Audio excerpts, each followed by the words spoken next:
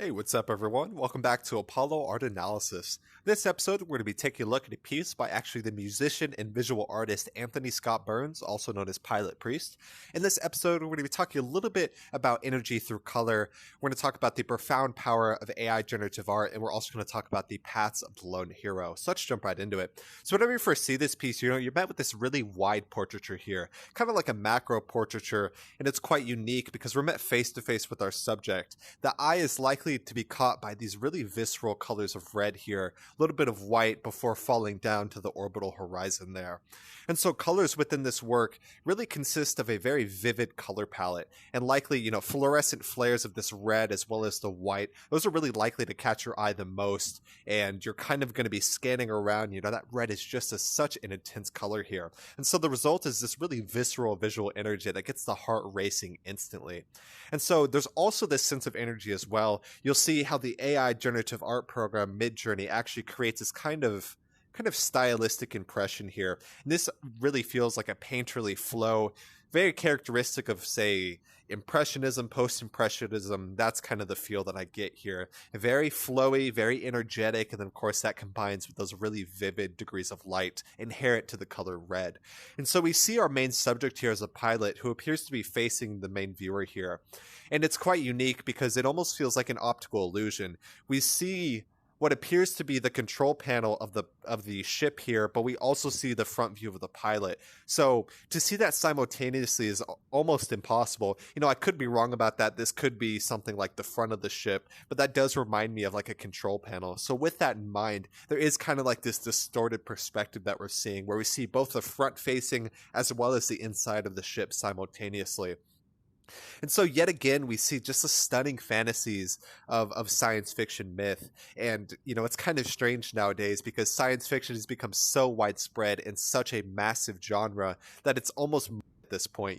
We expect to see space battles, we expect to see pilots, and we expect to see all this really cool kind of electronic and engineering, all of this type of stuff all meshed together. But with that in mind, it's really important to still appreciate sci-fi for what it is. And many of that is actually less fiction and more reality, but science fiction is still incredibly influential as well as powerful in today's day. And so we see the lone hero here, and it's quite interesting. So the lone hero is one of the most popular myths of really any literary expression, even ancient myth as well. And so the lone hero is the one who goes into the unknown, or goes into the kind of risky, kind of unknown or dangerous places, and then comes back to after finding evil where it resides, and then brings something back to the tribe. And so with that in mind, whenever I first saw this piece, I was kind of wondering, is our subject leaving? Is our subject coming back? It was hard to say for sure if you just look at this work, but the title of this piece is actually The Return. So with that in mind, we see our subject returning to, of course, some place of significance. And if we compare that to, say, the classical myth of the lone hero, we could see this as the hero returning after destroying evil and then bringing back the keys of knowledge that was gifted from their tumultuous travels. So I really see that within this work as hand. He's returning to some type of place of significance, hopefully bringing back some type of gift, some type of knowledge, some type of insight or enlightenment that was gained from that really dangerous and risky path that was traveled by the lone hero here. So, with that in mind, just an incredibly cool piece. I see a lot of action coming from this work, of course, classical science fiction as well. Hope you guys enjoyed this piece. This piece is actually an AI generative art piece, so it was created by AI, and it's quite fascinating. I was thinking the other day, what is it going to be like for the youth now that they're just growing up with these programs inherent?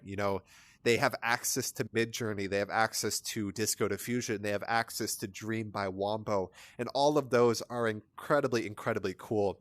Of course, some are more popular and powerful than others, but I digress.